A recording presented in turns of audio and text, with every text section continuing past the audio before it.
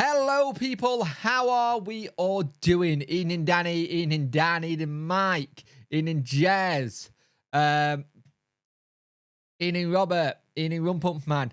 Cat 22 for me, mate. I like having an international break for myself personally, because it gives me a chance to have a break. Like, League One used to kill me. Like, League One generally used to kill me because how much I do. The international break gave me a chance to, like, just slow down on that break.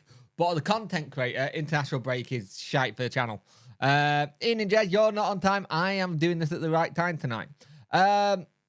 In chat, I'm still on Cloud9 from Saturday. Same. It was really good. If anyone has said we get 7 points from the last 3 games, I would have taken... Snap your hand off at that. Ian, Dan, how you doing, mate? Ian in SWFC. The thing is, that game at weekend, let's just go straight into it. Let's do a quick mental health check-in. Oh, my button's not working. This is doing my head in. They've done something to this. And I have to have the thingy open. Where's the debrief? Give me the latest, please. This app is so broken. Ian in Finley, how you doing, mate? I hope you're well. I'm not bad. I'm not bad. I'm not bad in myself, but I'm ill. I got ill, sadly. I think I got whatever my daughter brought home from school, and since Sunday I've been ill and I've had to fight it all day. I nearly cancelled it today, but we go on. I'm gonna go straight to bed after this. Good quad, Shay Charles with my man and Matt game. What game he had? He was amazing. 5.5. Ian and Barry, how you doing, mate? 7.5 and rising. Good. Not a good, pal. 3 or 4. Oh, sorry, mate. I hope we can help just distract you away from it. My mental health is about the same, but that's all because I feel like crap. I've been like 16 degrees today, and I've been freezing. So it ain't good. Good 7. I'll say it'll drop once I play FIFA. Yeah. I did. To be fair, I do like the new EAFC. Good. I need to do the career mode for people. I'm very much aware there is a vlog missing. Where I would have normally uploaded the vlog, I got ill. So it will get up soon. So apology for that. I will get that up for people who members soon as well. Ian in Flying Pig, how you doing, mate? Good quad on the body and coat while watching the pro knife one, mate. Don't blame you. In England, I've been better. I'm feeling very ill at the minute. So we're literally waiting for me to just pass this off. Had a bit of a stumble downstairs. I was tripping over the cat. But fine. Oh, thank God, nothing broken, Barry. I've had that with my dog before. It's a nightmare. It's not fun, is it? I hope you're okay. I hope it's just lots of bruises and lots of ow while you walk kind of thing. But yeah, that game was perfect for how we are playing at the minute, if you think about it. 24 people watching, 6 likes. Get those likes up, please. I much appreciate it. We did this thing again where we start really well in that game. We were the better team. We looked really good. Jamal Lowe was getting forward. I thought the experiment with Fante on the left worked really well. Got a really good crosses into the box a couple of times. And I think I like to see a bit more of that experiment, to be fair, because he did actually manage to work hard, try and get some. But the thing is, what you got about Ingolson, it's his pure physicalness, which we've not had in our side for ages. He had this ability to just block players off and be able to win a free kick. And I think it's something we needed for a while, that kind of smart footballing, like win a tactical foul kind of thing. And it's interesting that Mark Robbins said we played a certain way. He's not wrong. He's not wrong in that. We did play a certain way, but I'm happy Sheffield Wednesday got talked about at that team like that. For the longest time, we played like really nice football, but then not got anything because we haven't done the dirty side of it. And I'm not saying we were dirty in terms of that, but it was tactical football. Both teams did that.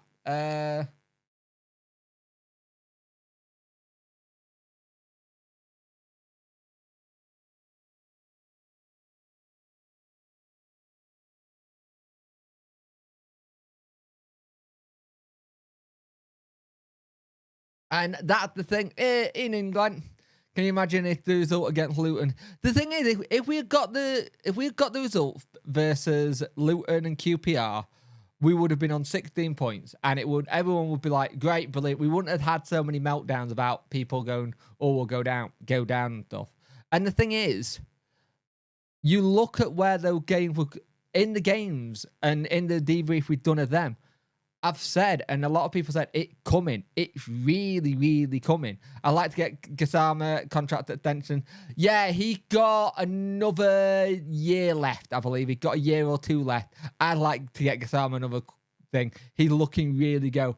Thought it was a good open game, and the ref was decent, although Coventry fan many disagree. Ingleson reminds me of the big days, though. He could easily make him a holding midfield. Oh, I think he's one of those players, Ingleson, where he can go across the whole midfield, really. It's a sprint, not a marathon, like you said. Yeah, that's the thing. I think we've got to take it as what it is. And we've got to take it game by game. And the league isn't won in October. The league isn't ended in October. Look at where we were last October. And the thing is, you look at where we're about to go into international break. I did say I thought the international break will come at the wrong time for momentum-wise, and it has. But in one sense, it's actually good because it means we'll get some players back fit, i.e. Palmer and Olaf, who started really well. I thought Masaba came on and did really well, played really well after having a bit of criticism during midweek. And the thing is, the first goal they score, you're pissed off with it. As a fan, you are absolutely fuming at it because nobody gets to him. Nobody gets to the player at all. And you're like, for God's sake, can someone just get to him? They back off. And I think the reason why Beadle went down in stages is because of the sun in his eyes. But it goes in and you're thinking, right, we've got to get back into it. The head didn't drop. They went for it. The Wednesday team just went, right, we'll just keep doing what we're doing. And Gassama's goal was fantastic. The build-up for it was brilliant. But the way he took it and took that kind of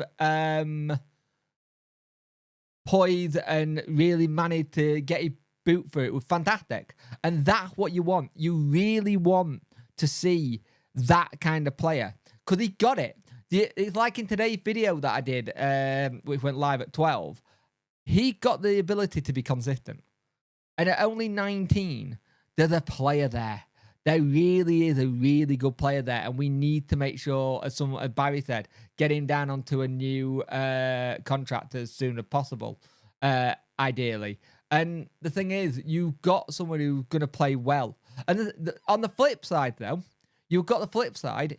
If you get him on a new contract and somebody goes in for him, it's a win-win because you should be able to get decent money for him.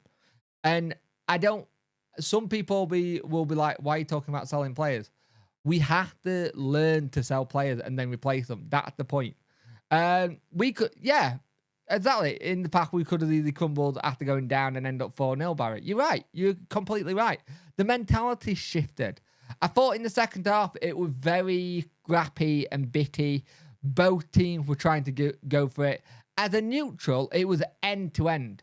If you're going to that game as not a Wednesday fan or a Coventry fan, you're loving that game because it was a good advert for the championship. I've seen some Coventry fans saying Shea should have been sent off. I think it was just late.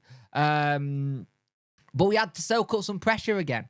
And the thing is, we are learning to soak up pressure again. But one of the things that you're noticing, every time we get to about 60th minute, 70th minute, the team start slowly going back. And they go into a defensive position. And if you look carefully, you see Danny on the sideline pointing and screaming to go, get up, get forward, stop going back. And I like that. I like that Danny, first thing, as soon as he sees it, is to call it out. He immediately calls it out and goes, get going. And this is what we need to do. Because Sam had an odd off game, but at his age with good coaching, he can become a great player. I agree. Yeah, but to be fair, they can't say that. But what their player did, yeah, the Akin thing was insane. Like Akin, the fact that we eventually got a free kick because Akin lost his shirt. I think the thing I liked about that was Beadle pulling the Coventry City player back, and Akin was just going for it. But it was just general pulling and shoving. But if your shirt gets ripped off you, there's definitely something in it. Yeah, his short got ripped. I think the thing that got me the Wednesday player were like, his shirt's there, ref. Why is his shirt on the ground if something's not just kicked off? And I thought at that point, I'm thinking, here we go, we're going to have another incident like we did last year. Because last year we had it with Bambo and one of their players, and Bambo got sent off. For some reason, this fixture has gone really scrappy with the two teams. It always seems to bring up a bit of a melee and things. This game all of a sudden gets really spicy. 31 people watching, 10 likes up, people. I much appreciate it. It gets really spicy. I like Danny processing, saying we still need to improve because I don't want to get complacent. That's the thing, though. I think that's the thing. I think in football you have to keep improving. In general life, you have to keep doing. Did anyone see Beadle when the second? Yes. Beadle going mental in front of the away fan was fantastic when we got that goal. Just sliding on his knees, hitting the badge. You want to see that, especially if it's a lone keeper. That shows you he bought into the place, like big style. And let's just talk about Shea Charles' goal, shall we? Really good break to get it. And you're thinking, they're on top here. Oh, no, what can happen? Fantastic ball by Masaba. I originally said in the review that it looked offside. He was not offside at all. He was bang on side. He timed his run to perfection. And it was really good to see him just get it, slot it in. And the way he celebrated as well can tell he's really thing. Like the photograph with Smith and him where he's going like that and goading the Southampton fans a little bit. And the fact that he got Pierce Charles running down the touchline to go celebrate with Gassama, which was a lovely, lovely scene to see them both there, and it was great. Masaba can pass. The thing is, when Masaba gets it right, he's very good. Masaba just needs to make the decision-making more consistent and be consistently at making that pass, Justin, and that's the thing. When he's not on it, he's horrible. When he's not on it as in the game, he goes missing. He goes missing or he can't get a cross in. But when he's on it and up for it, he's an amazing player. And we can say it. Good finish for a young lad. Yep. To say that's his first ever goal, I hope we can end up getting Shea Charles. Not a cat and house chance. They cost 10 million, mate. Unless DC have found some way to do it, there's no way we're getting Shea Charles. Not a cat and hell chance. It cost them 10 million. He's one of those ones where you're going to see Man City buying back from Southampton, I reckon. And he's going to be back in the Man City setup. I love him too. I really would. And we need to call out Beadle, actually. Beadle made some very important saves in that game, which kept us in it. I think the only thing I don't like about Beadle keeping, and I said it before, is the modern day goalkeeping, palming it out, pushing it out. I hate it. But because that only works if you've got everybody, and I mean everybody, the defense, everyone, on song at the same time. Because if you don't have them on song at the same time, you have to be careful. Hopefully we can buy him when we go up. I'd love to get Beadle if we went up. I generally love to. If we actually had a chance of going up and we could make two of the signings, you're talking Charles and Beadle, but we're not there. We're not there. It's not something you could see. And you look, and the thing is, I watched the Brighton Berg game. You can see why Brighton has sent him on loan to us, because we play exactly the same as they do. It's very, very similar. Play it out from the back. It's quick. It's intense. It's all the things. It's all the buzzwords that you hear in coaching and management. It's very similar to how we play. It's why I think when Hamer comes back, there's got to be a talk of Charles going out on loan somewhere. Apparently, modern goalkeeping coach doesn't include carrying a cap and towel in your bag. Can't believe the goalie. Yeah, wearing a cap has seemed to be gone these days. It's very rare you see it. I think the last keeper I saw wear a cap was Pickford. It's weird. It's like they want to do that. Back in the day, if it was a bit sunny, a cat would get thrown onto the bench as soon as possible. onto pitch from the bench as soon as possible. You'd have a goalkeeping coach or a member of staff running to behind the goal to give them a cap.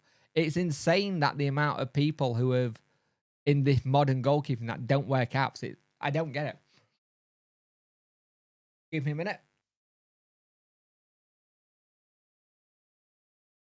But the thing is, one of the Henderson for yeah, he did, didn't he? Yeah, he did. Henderson did. You're right. Henderson did do. I remember that. Yeah. The thing is, for me, that game, if you look at the week as a whole, if you said we were going to get 7 points out of the next 3 games, you would have snapped your hands off at that. Like 100%. And especially when it's been 2 back-to-back away performances. That's the big thing for me. A team that can go back-to-back away games and then pick up points is crucial because it shows you the mentality there.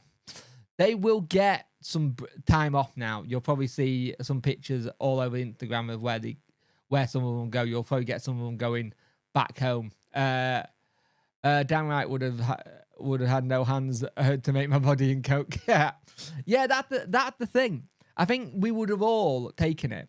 And like Glenn said earlier, if we had got the run of the green in the QPR and Luton game, you're talking 16 points. You're talking playoffs.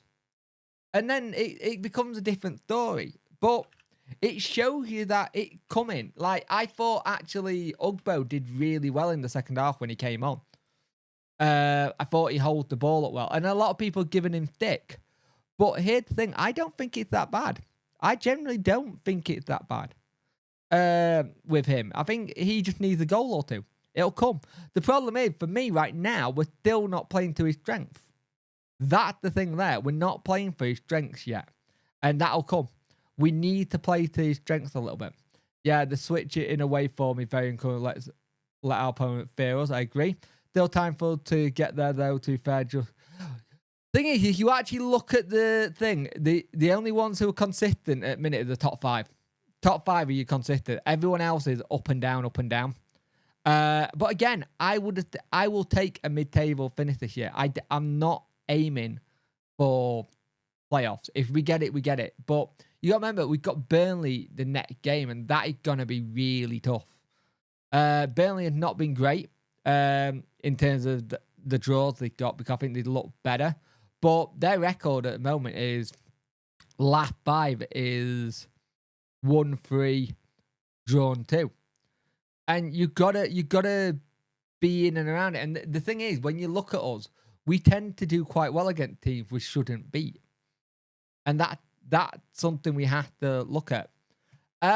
Also, I need to make you aware of the 18th roundup on the 18th will be on the 17th, because I got surgery on the 18th, and all videos will go to they'll be on my phone, basically. They'll be on my phone in bed, so bear with me while I recuperate. But yeah, I've got some surgery coming up soon, so I will be doing the video in bed for the reviews, previews, and anything in between. If I can possibly sit down and do a live with the way I want to do it, I will do one, because I would like to do a live stream as well. But I will also rest up and recuperate like I got to. Chances will be, though. Burnley are most frightening team in the division, though. Very, very, very fast-paced. Yeah, they are. It's going to be interesting, that one. Thing is, you got to remember also, when we come back off the international break, it goes again Tuesday. It goes Saturday, Tuesday, Friday for us. We've got a Friday game coming up, which on the 25th of October, which is interesting. But I will be fine. As long as I can do it on my phone, I'm fine. I just can't move as freely as I would like to, kind of thing. I've got to make sure I can't move as freely as I like to, and I've got to just not pick my kids up for a couple of weeks. That's all. Do you believe that the chance Charles could stay? He's here till the end of the season. He is here till the end of the season. There is a recall. It all depends on what Southampton do. It all depends on what Southampton do. And in that sense, that's not in our ball. The thing is that it's not in our court for that one. If Southampton suddenly get an injury, if Southampton suddenly want to change it up and say, hey, we're going to bring him back. It's why you hear Danny talk about we're always looking. We're always looking in the market ready for the next transfer window. Because I think he's ready just in case. There's a plan B, there's a plan C, there's a plan D. Thing is, when Plymouth played Burnley away from home, Plymouth were the better team. The thing is, that's the thing. We could quite easily get a good result versus them. We're just going to be on it. And it's at home as well, which will be helpful. We can use that home before. Between Burnley, Swansea, Pompey, I say 7 out of 9 is another good return. I can see it. I can see it because Pompey are not looking great, and they're teams where you really want to pick up some points. You can see it, but it's about building. It's about putting the building blocks in place to do well. Making sure the right attitude is there. Making sure the fans stay with the players. Making sure the players are just doing what they're doing and doing the job. Because I'd like to see during the international break a lot of work done on set pieces. I'd like to see us work a bit more on the shooting side of stuff with the striker. Because I thought Jamal Lowe had some excellent chances, but he's just not been in the team of much. So he's not been able to take it yet. I think the loan business, which you have to accept, like you said, it is what it is. Don't get attached. Thing is, you never fall in love with a lone player, but every player, every fan always falls in love with a lone player. Always happen. Look, we all fell in love with Ugbo last season, and we managed to get him. I think the thing is, for me, I still see people go, oh, we shouldn't have signed all that money on Ugbo, spent all that money on Ugbo. It's a long season. It's a long, long season. It's gonna take a while for everything to click. And when it does, it'll be good. But we have to stay with them. We have to stay with the players, and we have to not lose it when things go sideways. If something goes sideways, we have to be like, right, it's gone sideways. How do we fix it? And generally, that's how I think we should be thinking. They've not gone sideways. They always make sure that we're ready to go. And I think us as fans, we have to be there. You're wrong, Jake. We don't always fall in love with a loan. Remember that loan player, Jeff? Okay, fair enough. Jeff Hendricks is the outsider.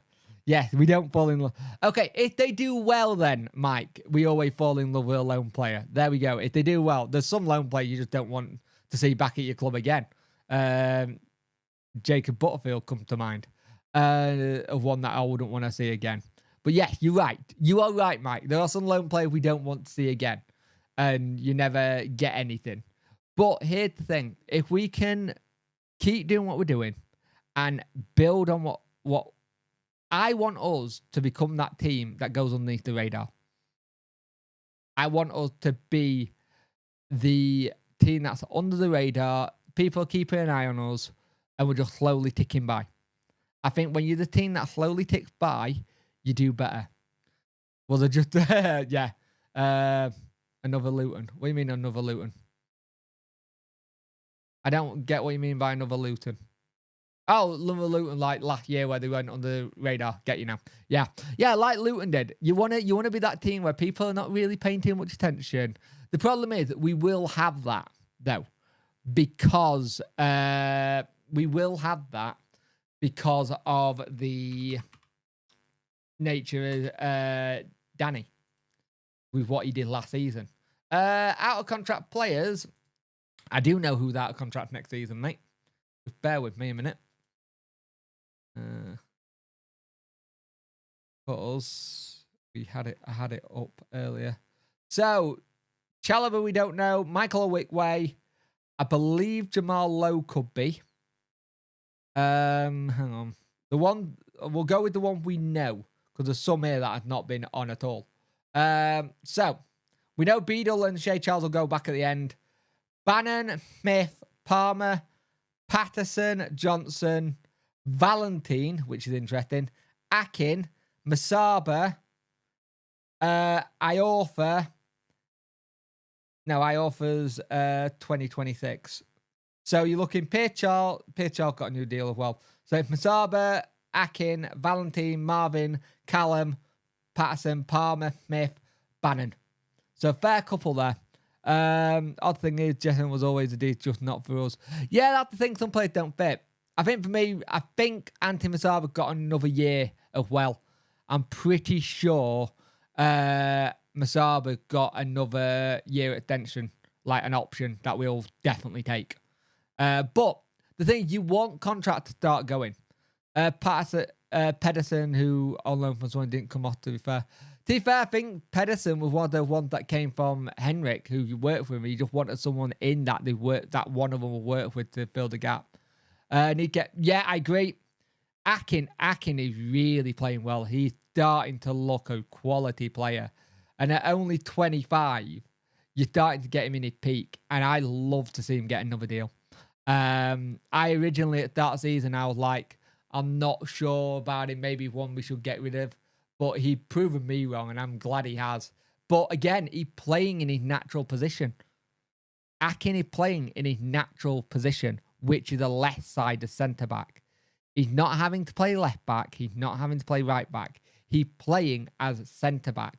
Something that he's needed to do for the longest time. He needed to be a centre-back because that's what his position is. And I think he's going to get better and better under the coaching. You can see what we're doing. I think Akin and Bernard is your starting centre-back partnership. And Iorfa and Icky are you want that get rotated in if you need them to rest or you do week-to-week game. It's the same with Max Lowe and Paul Valentine. They're your impact players. They're your players who come off the thing. They're the ones that really come off. And that's the thing for me. You have to start looking at your rotation. And we got that. I think last season, we struggled because we were throwing so much on each game. So there wasn't too much rotation each game. Now we got that ability to rotate and everyone's ready just in case. I think a lot of people thought he was a League One player, but but again, we weren't playing him in his right position. 31 people watching, 14 likes. Can we get that close to 25 likes? I much appreciate it. The 27 you in. True path, but I hope he could do a job for us.